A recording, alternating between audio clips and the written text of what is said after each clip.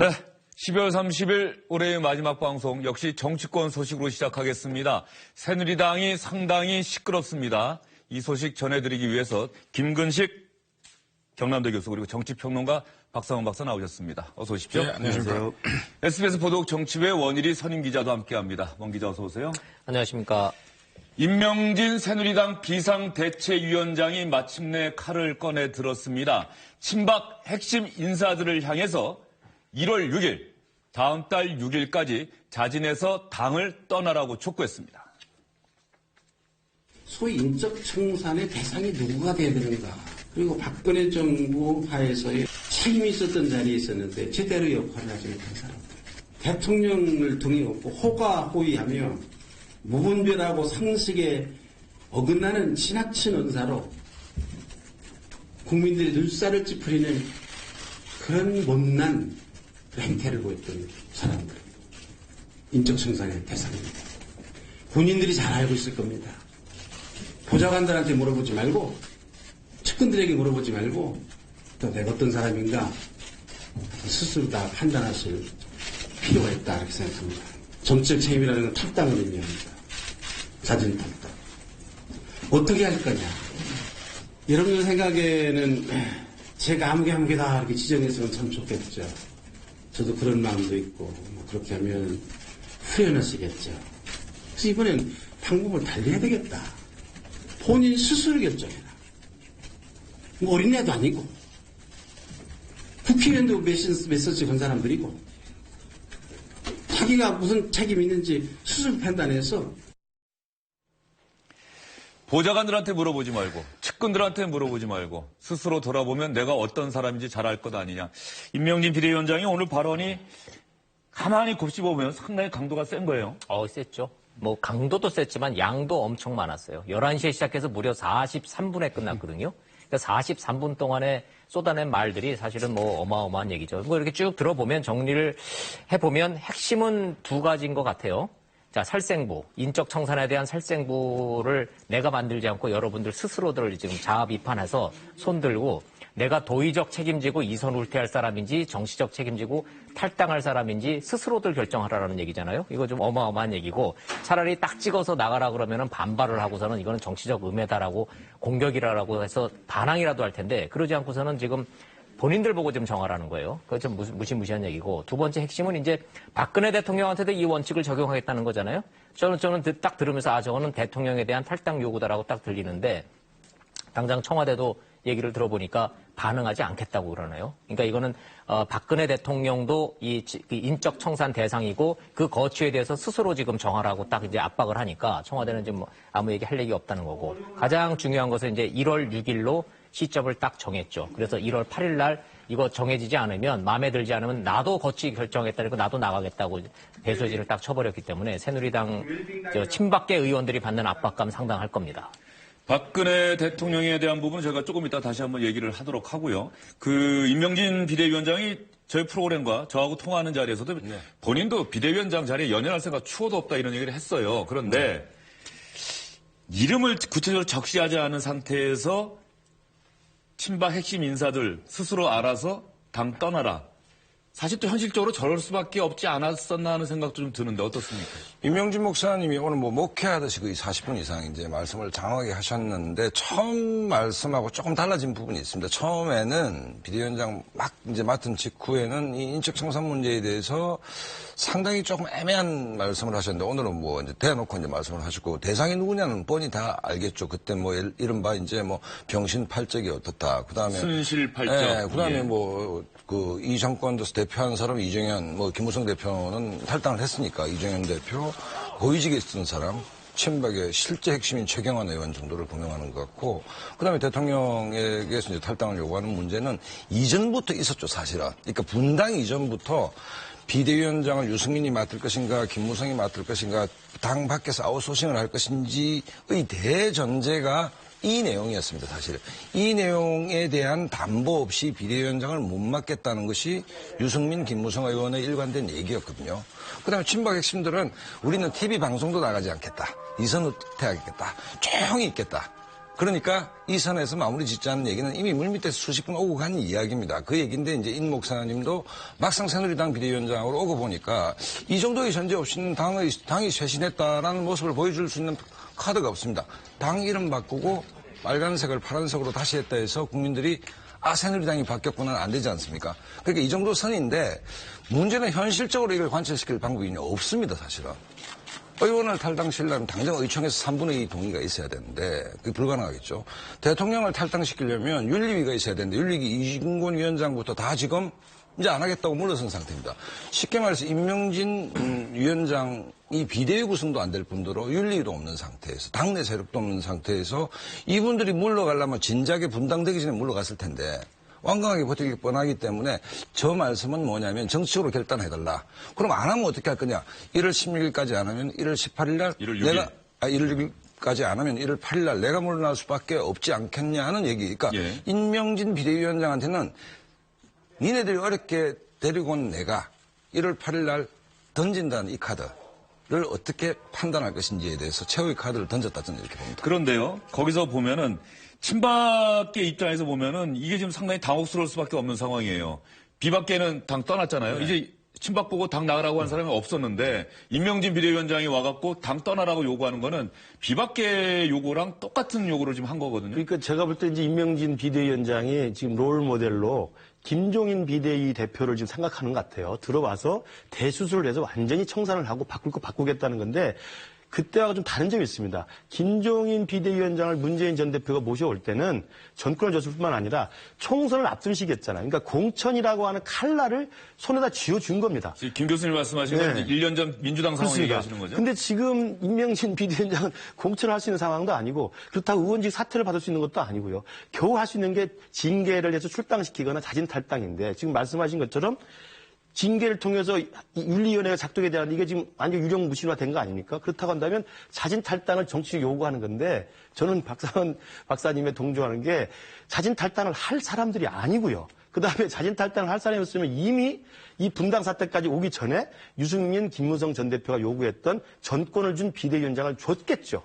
그걸 주지 않은 상황인데 어떻게 임명진 비대위원장이 왔다고 해서 자진 탈당에 나가겠습니까? 제가 볼 때는 오히려 저는 조금 더 거칠게 좀 제가 추측합니다만 1월 8일 날 임명진 비대위원장이 명예롭게 나가기 위한 출구 전략을 찾는 게 아닌가라는 생각이 들 정도로 현실에서 굉장히 불가능한 일이 아닐까 생각합니다. 김 교수님 지금 말씀은 임명진 비대위원장의 친박 핵심 인사들에 대한 자진 탈당 요구가 받아들여질 가능성이 적다. 예. 그런 말씀하시는 거고요. 친박계 반응 나왔습니까? 조용합니다. 근데 뭐 청와대 제가 아까도 청와대 반응을 그래서 말씀을 드리는 건데 청와대도 조용하고 친박계도 조용하죠.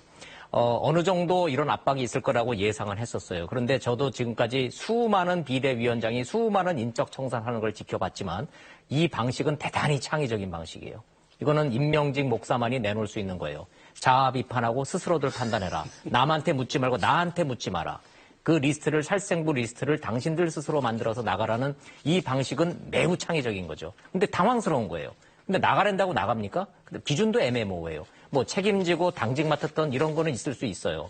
예를 들어서 이정현 대표나 서청원 대표 같은 경우에 대해서는 명확한 어떤 그 규정이 돼 있단 말이죠. 그런데 막말한 사람도 포함되어 있단 말이에요. 뭐가 막말이냐 이거죠. 내가 언제 막말했냐고 버티면 그거는 나갈 대상이 아닐 수 있는 거죠. 그래서 이것이 이제 임명진 비대위원장이 정말로 받아들여지지 않으면 내가 이거를 버리고 나가는 어떤 이건 수순으로 가는 건지 아니면 정말로 친박계가 이럴 수는 있다라는 거예요. 친박계 얘기를 들어보면 굉장히 당황스러운데 그렇다고 임명진 목사를 비대위원장에서 쫓아내는 방식으로 가면 당은 또 무너지니까 그럼 우리들끼리 모여가지고 나갈 사람들을 정하자는 얘기까지 나올 정도로 그럼 우리끼리 모여가지고 누가 남고 누가 나갈 건지 우리끼리 정해야 되는 거야. 이렇게 막 전화를 지금 주고받을 정도로 친박계가 굉장히 당황스러운 건 사실이에요. 그러니까 좀 지켜봐야 돼요. 이게 1월 6일까지 지금 임명진 비대위원장은 2년 줬다고 주장하잖아요. 2016년부터 2017년에 거쳐서 주는 거에 대한 시간을 충분히 줬다라고 할 정도로 지금 압박의 강도가 초강도기 때문에 친박계도 이런 식으로 나오면 우리 또 버텨? 이렇게 막무가내로 가기에는 지금 당내 사정이 그렇게 녹록지 않습니다. 구체적인 반응은 나오지 않고 있습니다만 친박계가 임명진 비대위원장이 노리는 게 결국은 새누리당 깨자는 것 아니냐 이런 반응을 보일 가능성이 크기 때문에 새누리당은 심각한 내용에 휩싸일 가능성이 대단히 커 보입니다. 최경환 의원이 낙동강전선 지키러 나는 이선구태 하겠다. 그런 얘기를 했다고 하는데 맞죠? 네, 맞는데 이선후퇴 대상자가 아니잖아요. 탈당 대상자란 말이에요. 임명진 비대위원장의 기준에 따르면 도의적 책임지고 이선후퇴로 그치지 않을 대상자란 말이죠. 그러니까 모든 그 친박계 의원들이 느끼는 그 강도가 다 한 클릭이 이게 낮은 거예요. 임명진 비대위원장은 탈당을 요구하는데 본인은 이선후퇴한다 그러면 이게 안 맞잖아요. 그러니까 이런 데서 최경원 의원이 사실은 이선후퇴 할 게 뭐가 있습니까? 지금 평의원 아닙니까? 그러니까 친박의 인식 자체가 어제 저런 이야기를 하고 이선후퇴하면서 지역구에만 전념하겠다는 게 마치 자기가 친박에 지금 큰 좌장 역할을 했던 걸 자인하는 꼴이 되는 거거든요. 근데 지금 당직이 없지 않습니까? 지금 그 말씀 중요하고요. 이정현 대표가 예전에 그 정무수석이나 그 전에 박근혜 대통령을 가까이서 도울 때 했던 얘기가 박근혜 대통령이 대통령이 되고 대표가 대통령이 되고 대통령 임기를 마치면은 함께 그 여의도 정치권을 떠나겠다 뭐 이런 말을 했던 게 혹시 나지 않나요? 그런 뉘앙스의 얘기를 한 것 같은데 뭐 정치인들이 스스로 그러니까 뭐 예를 들어서 연세가 많고 6, 7선 국회의장을 해서 스스로 물러나는 경우를 봤지만 뭐 현역 왕성하게 활동하고 있는 의원들이 스스로 물러나가는 경우는 없는데 이선후퇴 문제는 아까 뭐 김건식 교수님은 좀 냉소적으로 뭐 최경환 의원 당신은 평의원인데 무슨 이선후퇴냐는데 정치를 세력 관계로 본다면 사실은 친박의 명실상부한 핵심 의원은 최경환 의원이죠. 최경환 의원이 친박의 좌장이라고 볼 수도 있고 상징적으로 이제 서청 의원이 계시는 정도인데 이 이선후퇴라는 문제는 아까 말씀드렸듯이 어제 오늘 얘기가 아니고 어쨌든 새누리당이 이제 최순실 국면을 넘어가기 위해서 비대위원장에 대한 여러 가지의 물밑 협상 과정에서 일관되게 최경환 의원 쪽에서 했던 얘기입니다. 우리는 이선후퇴하겠다. 그다음에 조용히 있겠다. 그다음에 이 문제 우리 보고 탈당을 제외 그 카드만 뺀다면 정권을 주고 당신들이 해봐라. 그다음 현실적으로 새누리당에서는 이미 분당 이전도 마찬가지지만 분당이 됐기 때문에 친박계가 압도적 다수입니다. 압도적 다수인데 원 기자님이 말씀하셨듯이 지금 임명진 목사가 이렇게까지 나올 줄은 사실은 잘 몰랐을 거예요. 그런데 임 목사께서도 지금 비대위원장을 맡고 보니까 이 이외에 새누리당이 쇄신했습니다라고 보여줄 수 있는 카드가 없다는 겁니다. 이 간극이 지금 벌어지고 있는데 그럼에도 불구하고 최경환 의원이 일관되게 주장하고 있었던 최경환식 이선후퇴론에서 한 발짝 더 나갈 가능성은 굉장히 낮다라고 저는 봅니다. 예. 어쨌든 임명진 비대위원장이 자진 탈당을 요구한 사람들은 새누리당 주류 중에 주류인 친박 핵심 인사들입니다. 그렇다고 한다면 친박계, 여기서 친박계에서 박은 박근혜 대통령 얘기하지 않습니까? 박근혜 대통령 당초 이진권 윤리위원장 시절에 지난 얼마 되지 않은 시점에서 출당 징계 조치를 하려고 했다가 무산되지 않았습니까? 이정현 대표가 윤리위원 대거 보강하면서 박근혜 대통령이 이번에 임명진 비대위원장이 요구한 그 대상에 포함되는지에 대해서 기자들의 질문이 당연히 쏟아졌죠. 임명진 비대위원장은 이렇게 대답했습니다. 요새 이런 제가 하시는 말씀 들으실 수 있는지 없는지 잘 모르겠습니다. 상황이.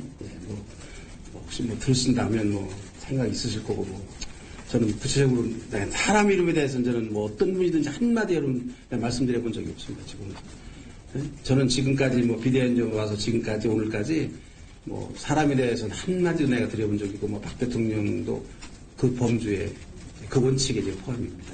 네.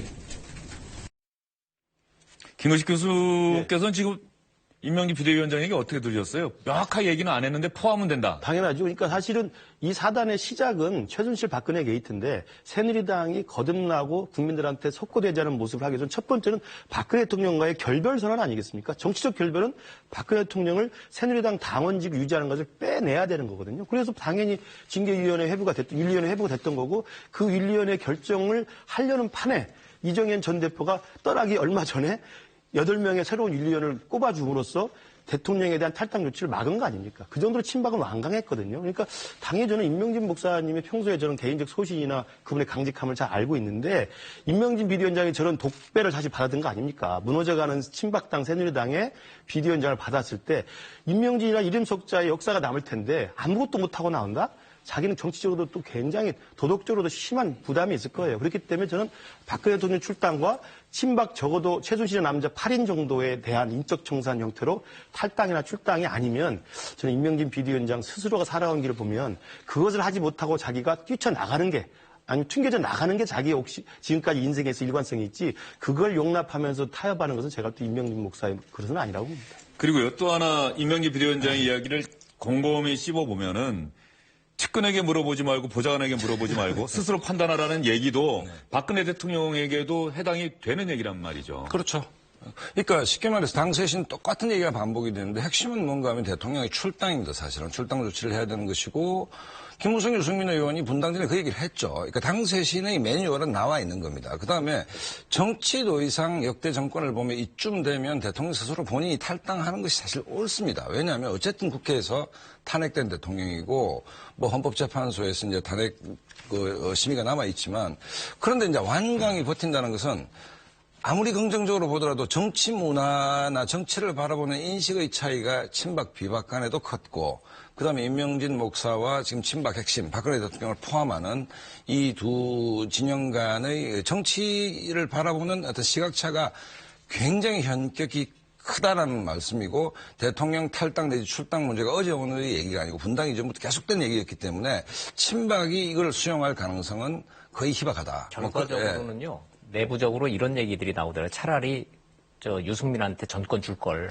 그랬으면 당도 쪽에 분당도 안 됐겠지만 사실은 친박이 일정 부분 더 남아있을 가능성이 더 있었다는 거예요. 임명진 비대위원장의 이 카드는 사실은 친박계한테는 거부하자니 너무 부담스럽고 받아들이자니 너무 억울하고 지금 이러지도 저러지도 못하는 아주 아주 곤란한 상황에 지금 처한 거죠. 예, 새누리당은 해가 바뀌어도 임명진 비대위원장이 요구한 시점이 다음 달 6일이기 때문에 해가 바뀌어도 여전히 어수선하고 어떻게 보면은 더 격렬한 집안 싸움이 벌어질 수 있겠다 이런 생각이 듭니다. 새해에도 새누리당 상황은 주목해서 여러분께 전해드리도록 하겠습니다. 반기문 유엔 사무총장 이야기로 넘어가겠습니다. 정진석 새누리당 전 원내대표 지금 뉴욕을 방문했는데 반기문 총장 만났습니까? 만났대요. 기자들이 어렵게 통화가 됐습니다. 근데 1시간 정도 만났다 그러고요. 사실은 정진석 원내대표 가기 전에 전 비서실장 김영광 실장 먼저 보내서 정지 작업 다 했다는 거잖아요. 그만큼 지금 정진석 원내대표는 반기문 총장한테 지금 공을 들이고 있는데 만났다는 거고요. 1시간 정도 근데 너무 바빠가지고 이제 차만 한 잔 마시고 나왔는데 1시간 정도 걸렸대요. 그런데 어떤 대선 문제라든지 개헌 문제라든지 이런 문제는 전혀 하지 않았다 이러는 거고. 중순 이전에 지금 귀국할 거라는 거고 같이 귀국하지는 않겠다. 여기까지가 지금 정진석 원내대표로부터 이제 기자들이 전해 들어서 정리된 내용입니다. 정진석 전 원내대표가 했던 전혀 그런 이야기 하지 않았다. 정치인들 이런 얘기 하면은 전혀 하지 않았다가 아니라 정말로 많이 했다. 또 이렇게 그렇죠. 받아들여지는 분위기인데 반기문 유엔 사무총장은 어떤 행보를 택할지 지금 외교 전문지하고 인터뷰에서는 독자 신당, 독자 세력화보다는 뭐 제3당행 시사했다 이런 기사도 외신으로 나왔단 말이죠. 두 가지 문제에 대해서 반기문 총장은 명확한 입장 정리를 귀국 전에 해야 된다. 하나는 개헌에 대한 입장. 개헌은 대선 이전에 합종연행의 매개골이기 때문에 개헌에 대한 본인의 입장이 뭔가. 두 번째는 정당. 어떤 당적을 가질 것인데, 정당을 선택하는 것은 현재 네 당이 있죠. 정의당을 가지 않는다고 본다면 새누리당. 또 보수신당, 국민의당, 민주당.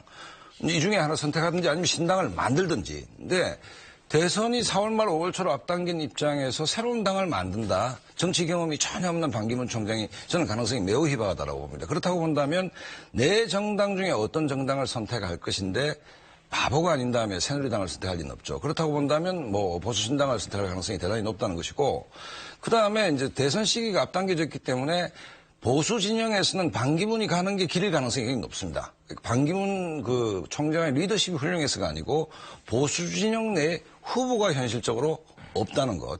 그다음에 대선이 지금 앞당겨져 있기 때문에 반 총장이 어느 당이든 예를 들어 보수신당의 뿌리를 내리고 깃발을 꼽으면 새누리당에서 1, 2, 3차 대거이탈이 가능한 것이고 그럼 보수 진영의 유일 후보로서 개헌을 매개로 정계 개편을 주도하는 어떤 그런 모양새를 가질 수 있기 때문에 두 가지 문제. 개헌에 대해서 내 입장은 못하는 거. 원론적으로 뭐 며칠 전에 개헌을 해야 된다는 당위적 언론 정도는 했지만 개헌이라는 것은 대선 앞두고 합종연행의 유일한 고리다. 여기서 어떻게 정교한 입장을 정리하는가의 문제, 그 다음에 당을 어떻게 할 것인가의 문제인데 만약에 보수신당을 저 개인적으로는 선택할 가능성이 높은데 보수신당을 만약에 선택을 한다면 새누리당의 대규모 추가 이탈이 예상되기 때문에 어쨌든 뭐 그렇게 된다면 지금 또 그다음에 23만 불 문제부터 신천지 문제부터 네거티브가 이제 시작됐습니다.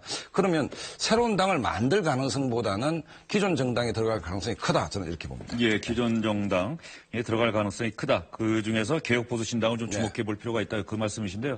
어제 SBS 8시 뉴스에서 SBS 정치부의 새누리당을 출입하는 기자가 보도한 내용이 좀 눈길을 끕니다. 나경원 의원 있지 않습니까? 개혁보수신당에 합류하지 않았는데 나경원 의원이 반기문 유엔 사무총장을 돕겠다 이런 얘기를 우리 기자에게 했다는 거예요? 저는 나경원 의원의 원적이 충북 영동인 거 몰랐네요. 이번에 본인이 그 얘기를 본인 입으로 많이 하네요. 자기 충북 영동이라고, 충청권 인사라고. 그리고 자기 지역구에 동작에 나왔을 때 뭐 반기문 총장이 사실 여부는 확인 안 됐습니다만 주소까지 옮겨가면서 자기를 도왔다는 거잖아요. 그리고 지금도 뭐 그 한 라인이 있다라고 얘기를 해요. 근데 나경원 의원의 저 행보는 저 개인적으로는 굉장히 주목할 대상이라고 봐요. 왜냐하면 일단 탈당 유보가 아니고요. 탈당을 안 하겠다는 거예요, 사실상. 그리고 충청권 의원들과 함께 반기문 총장의 거취와 함께 운명을 같이 하겠다는 거거든요. 그렇다고 새누리당에 남아서 친박하고 같이 갈 수는 없을 거 아니겠어요. 그러니까 저 나경원 의원의 행보를 이렇게 보면 반기문 총장이 개혁 보수 신당으로 오지 않을 가능성이 있구나라고 그런 정황으로 지금 다들 정치권에서 보는 시각들이 좀 있는 거죠. 저는 지금 그 반기문 총장의 귀국 행보에 대해서는요. 그 아까 말씀하신 포린 폴러시의 인터뷰는 사실 비박 신당이 나오기 전 인터뷰란 말이에요. 그래서 거기서 서드 파티라고 돼 있기 때문에 비박 신당을 지칭하는 것 같지는 않습니다. 그래서 저는 반기문 총장이 귀국 후에 지금 나왔을 때는 두 가지 관점 포인트가 있다고 보는데 하나는 우리 박 박사님 말씀하신 것처럼 지금 패닉 상태에 빠진 이 샤이 보수들이 지금 어떻게 할 줄 모르고 있습니다. 물론 샤이 박근혜는 제가 볼 때 많지 않은데 샤이 박근혜는 뭐 지금 남아있는 친박 새누리당에 좀 몰아져 있고 보고요. 그러나 광범위한 샤이 보수층들이 후보가 없어가지고 패닉 상태인데 오로지 반기문 총장에 대한 구애밖에는 지금 희망이 없단 말이죠. 그렇기 때문에 들어와서도 어떻게든 비빌 언덕이 생기는 건 맞다고 보는데요.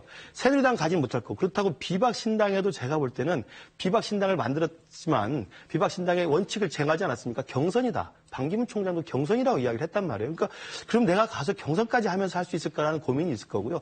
지금 원 기자님 말씀하신 나경원 의원과 충청권 의원들 사이에 어떤 충청을 기반으로 한 지역정당 이것도 제가 볼 때 반기문 행보에서는 글로벌 반기문이 충청 반기문으로 갇히는 겁니다. 그래서 제가 볼 때는 오히려 귀국하면 비박 신당도 아니고 충청권도 아닌 새로운 지금의 손학규 대표의 행보와 같은 정당 유사한 형태의 조직이나 어떤 단체를 가지고 움직이면서 새를 보고 끝까지 아마 마지막까지 어디로 갈 것인지를 저는 계속 눈치를 보지 않을까 생각이 들고요. 그런 면에서 이제 가다가 그 부분이 잘 되면 지금 다들 말씀하신 것처럼 빅텐트하에 개헌을 고리로 한 새로운 합종 연행의 정계 개편의 주도자가 될 수도 있지만 그게 불가능하면 저는 정말 말씀드리건데 2007년에 고건 모델로 갈 수도 있다. 그러니까 반기문 총장이 충청도에 머물면다면 하수 중에 하수를 택하는 그렇죠. 거죠. 하지 하책을 택하는 거고 반기문 총장 측도 얘기를 들어보면 그거를 하자는 것이 아니라 말 그대로 좀 한 발짝 떨어진 곳에다 텐트를 치고선 기다리다 보면 안철수도 들어올 것이고 손학규도 올 것이고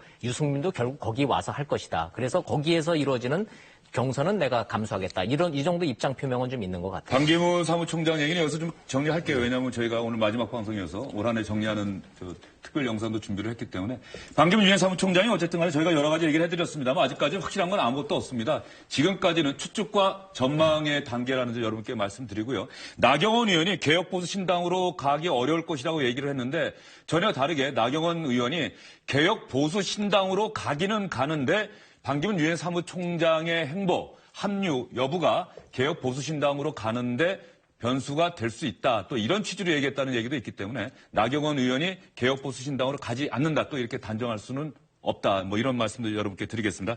다음은 국민의당 이야기로 넘어가도록 하겠습니다. 국민의당 이야기는 왜 해드리냐면 안철수 전 대표 때문에 하게 되는 건데요. 주승용 의원이 국민의당의 새로운 원내대표가 되지 않았습니까? 그런데 주승용 의원이 호남 중진인데다가 맞상대였던 김성식 의원이 안철수 전 대표의 지원을 받았다. 그래서 국민의당에서 안철수 전 대표의 위상이 예전 같지 않은 것 아니냐 이런 얘기가 나오고 있습니다. 그래서인지 주승용 새 원내대표가 오늘 아침 회의에서 이런 상황을 염두에 두고 한마디 했습니다. 제가 원내대표로 선출된 배경을 두고 조금 앞서 나가는 해석을 한 것 같아서 우려스러움에 한 말씀 드리겠습니다. 계파 대리년도 아니고 호남과 안철수의 경쟁도 분명히 아닙니다. 우리 당은 특정인의 당도 아니고 특정 계파의 당이 아니라 국민의당입니다. 주승용 의원이 나름대로 상당히 신경을 써서 오늘 아침 얘기를 한 거예요. 국민의당이라는 당명을 차용을 해서 특정인의 당도 아니고 특정 계파의 당도 아니고 우리 당은 국민의당이다 이렇게 얘기를 했는데 저 얘기를 또 역설적으로 보면 지금 국민의당이 아닌 것처럼 보여진다는 얘기 아니겠어요? 그 특정인의 당이 아니라는 건 안철수 당이 아니란 얘기죠. 그러니까 안철수 의원이 먼저 여기에 대해서 좀 고충을 좀 토로하고 있잖아요. 이 호남 패권 세력과 내가 계속 같이 갈 수 있는가에 대해서 심각히 고민해보겠다는 거 아니에요? 지금 사실상 정치적 칩거에 들어가는 거예요. 이 중요한 연말연시 상황에. 그러니까 지지율은 떨어지고 당은 지금 호남당으로 지금 이렇게 더 폐쇄적으로 가는 데 대한 이제 답답함을 지금 하고 있는 거죠. 근데 거기서 그거를 좀 탈피해 보려고 김성식 의원을 좀 원내대표로 좀 밀었는데 그나마도 지금 계파에 밀려서 좀 안 되는 거고 가장 중요한 건 이제 연대죠, 연대. 이 연대 부분에 대해서 좀 안철수 대표하고 당의 주류인 호남 의원들하고 생각이 달라도 너무 다르잖아요, 지금. 그리고 안철수 전 대표는 지금 연대 안 하겠다는 거잖아요. 그 부분은 명확히 지금 이제 입장 표명을 했는데 지금 주류인 호남 의원들은 문재인과 박근혜 쪽 이 친박 친문만 아니면 적극적 연대를 좀 해야지만이 차기 대선 구도에서 국민의당의 활로가 생긴다는 거잖아요. 그러니까 생각이 너무나 다른 생각이 이렇게 충돌을 하다 보니까 글쎄요, 이게 안철수라는 이 대선 후보하고 국민의당이라는 이 공당하고가 지금 같이 갈 수 있을지에 대해서도 저는 개인적으로는 좀 의심이 들 정도로 지금 상황은 심각해 보입니다. 이 상황에서 김은식 교수가 어쨌든 국민의당 내부 사정은 여기 계신 분 중에 가장 잘 알고 계실 것 같은데 어떻습니까? 안철수 전 대표의 지금 상황 또 상황 인식 어떻습니까? 위기 상황인 건 분명해 보입니다. 그러니까 국민의당의 제3당으로 총선에서 국민들한테 지지를 받았을 때는 거대 양당 독점 구조를 깨자고 하는 국민적 지지가 있었고요. 그것은 합리적 진보하고 개혁적 보수를 아우르는 중간의 지대를 만들었던 거거든요. 그게 이제 안철수 현상으로 상징화 됐던 건데 당을 만드는 과정에서 호남의 반문 정서, 반문재인 패권 정서를 가지고 있는 호남의 중진 의원을 끌어들여서 같이 했던 겁니다. 처음부터 그러니까 안철수 현상이라고 하는 중간에 새정치라고 하는 바램하고 호남의 반문 패권주의에 기대했던 호남의 중진 의원들의 결합이었기 때문에 처음부터 길이 조금 달랐던 게 있었는데 이번에 드디어 지금 우리 원 기자님 말씀하신 것처럼 향후 대선에 통합과 연대를 놓고 안철수 전 대표는 자강주의입니다. 자강력 제일주의. 그러니까 우리가 먼저 우뚝 서서 우리의 토대를 가지고 있어야 반기문도 유승민도 들어와서 받을 게 아니냐라는 것이고요. 호남의 중진 의원들 다수들은 그게 아니라 우리도 그중에 하나일 뿐이라고 하는 생각이 더 강해서 연대에 손을 내미는 데 더 익숙한 거죠. 그렇기 때문에 최근에 손학규 전 대표 데려오는 문제라든지 반기문 총장 데려오는 문제를 먼저 이야기함으로써 지금 안 대표 지지도 빠지고 국민의당 지지도 빠져버리는 거예요. 자기가 선점했던 제3지대 기득권을 자꾸 연대에 손을 내밀다 보니까 빠져나간 듯한 지금 지지율이 나와서 안 대표는 이럴수록 더 독자 깃발을 선명히 들고 자강으로 가겠다는 것이고 호남의 중진 의원은 너도 그중에 하나일 뿐이다. 연대가 중심이라는 이야기여서 저는 지금까지는 같이 갈 길이 아직은 남아있다고 보는데 결국은 1월 15일 전당대회 이후에 어떤 당대표가 뽑히고 그다음에 연대에 대해서 어떤 식의 온도 차이가 어디까지 참을 만한 것인지 그걸 보면 같이 갈 건지 결국은 또 어떤 일이 생길지는 지켜봐야 될 것 같습니다. 김근식 교수가 지금 얘기하신 것처럼 지금 국민의당의 지도부에서는 연대 얘기를 계속 하셨어요. 그래서 박지원 원내대표가 이 연대와 관련돼서 오늘도 한 얘기가 있습니다. 한번 잘 들어보시죠. 이제 다당제가 본격적으로 실시되는 이때 우리 국민의당이 큰 판을 짜고 정치력을 발휘해서 안철수, 천정배 이 두 분이 분명하게 성공할 수 있도록 당에서 돕는 것은 기본적인 자세라고 생각합니다. 그러나 우리가 이미 플랫폼 정당을 표방했기 때문에 더 큰 판을 짜는데 우리의 기득권을 주장해서는 안 된다고 생각합니다. 김 교수님 하나만 더 짧게 여쭐게요. 그럼 안철수 교수 정말로 이 연말연시 내년은 또 대선이 있는 해인데 1월 1일에 외부 일정이 없는 겁니까? 오늘 이제 신문에는 기사가 이렇게 났는데요. 저도 어제 잠깐 지나간 기회가 있었습니다만 굉장히 고민이 컸던 것은 사실입니다. 예. 안철수 전 대표가 외부 일정을 잡는지도 한번 저희가 지켜봐야 될 것 같습니다. 국민의당도 이렇게 반기문 유엔 사무총장의 움직임과 국민의당, 개혁보수신당 다 이렇게 연계가 되어 있는 것 같습니다. 새해 들어서자마자 정치권 상당히 대선을 겨냥한 움직임 발빠르게 전개가 될 것 같습니다. 올 한 해가 이제 마무리돼가는 시점입니다. 우리 정치권 소식도 이제 마무리해야 되는 시점인데요. 올 한 해 정치권에서 일어났던 일, 또 정치인들이 쏟아냈던 말, 어떤 일들, 어떤 말들이 기억나는지 모르겠습니다. 시청자 여러분들이 기억나는 그 말이 혹시 저희가 준비한 영상에 있는지 한번 들어보시죠. 진심으로 사과드립니다.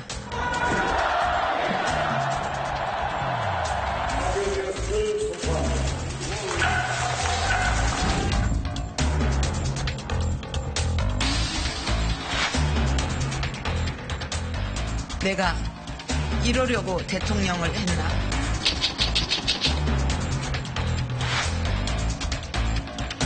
실제로 이게 주행 시험도 했어요. 아니요. 예, 코너링이 굉장히 좋았고, 그다음에 코너링도 굉장히 좋았습니다.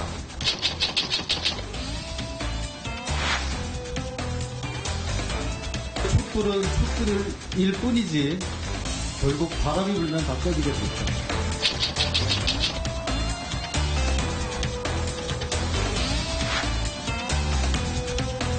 저하고 손에 장 지지기 한번 네키를 한번 할까요? 뜨거운 장에다가 손을 지지기로 하고 그 사람들이 그거 실천하면 제가 뜨거운 장에다가 손을 집어넣을게요. 야당이 탄핵을 실천하면 뜨거운 장에 손을 지지겠다 이런 말씀까지 하셨는데요. 제가 탄핵을 하겠다면 강행을 하게 되면 장을 지진다 그렇게 표현을 했습니까? 즉각 사퇴를 하게 된다고 한다면 1월달에 대선을 치르게 됩니다. 그러한 일들이 일어날 수가 없다는 거죠.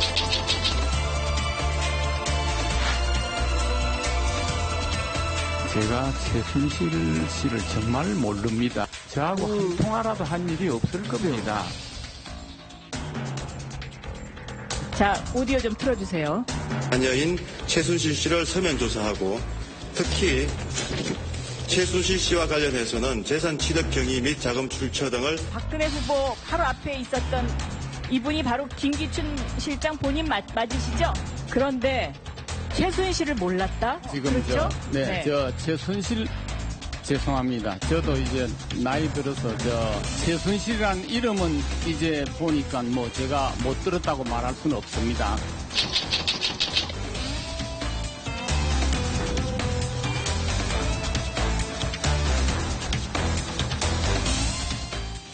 예, 다시 들어봤는데 결과적으로 우리 국민들의 화를 북돋은 말이 된 것 같습니다. 여러 정치인의 이야기를 들려드렸는데 우리 김 교수님부터 어떤 얘기가 가장 기억에 남으세요? 전 대통령에 이러려고 대통령을 했나라는 그 2차 국민 담화인데요. 지금 그렇다고 하지 않습니까? 연말인데도 영화관이 텅텅 비어 있고요.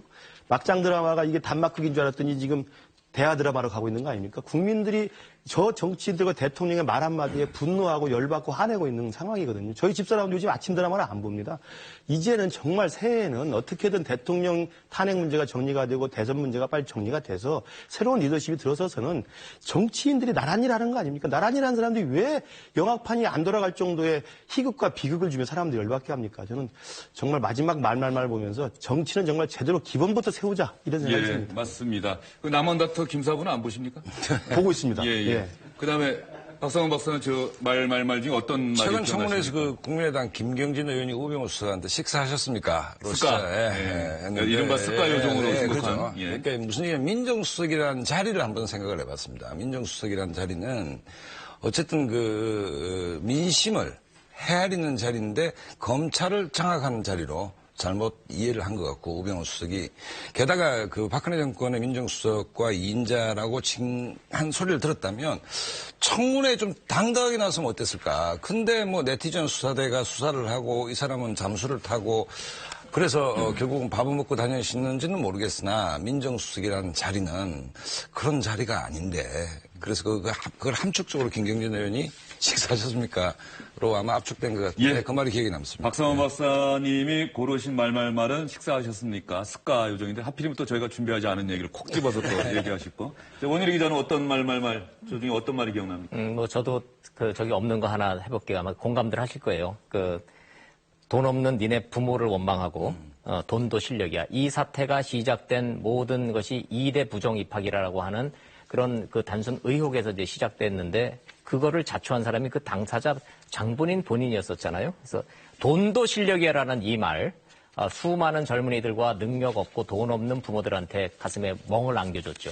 그래서 결국은 이 사태의 본질은 이 돈 없고 힘 없고 그냥 착하게만 법을 지키면서 사는 수많은 이 국민들이 백만 촛불 민심으로 저렇게 나왔다는 거. 그리고 있는 사람, 힘 있는 사람들은 저렇게 자기들끼리 해먹고 있다라는 것을 확인하는 데서 오는 국민적 분노.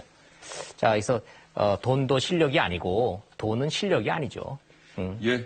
세 분 말씀 듣다 보니까는 올 한해 정치권이 국민을 편안하게 해주지 못하고 오히려 국민을 걱정하게 하고 국민이 정치를 걱정하게 하는 그런 한 해가 아니었나 싶습니다. 새해는 모쪼록 정치권이 국민을 안심하게 편안하게 만드는 그런 새해가 됐으면 하는 마음 갖고 정치권 소식 정리하도록 하겠습니다. 세 분 오늘 말씀 잘 듣고 잘 들었습니다. 그리고 새해 복 많이 받으십시오. 네, 새해 복 많이 받으십시오.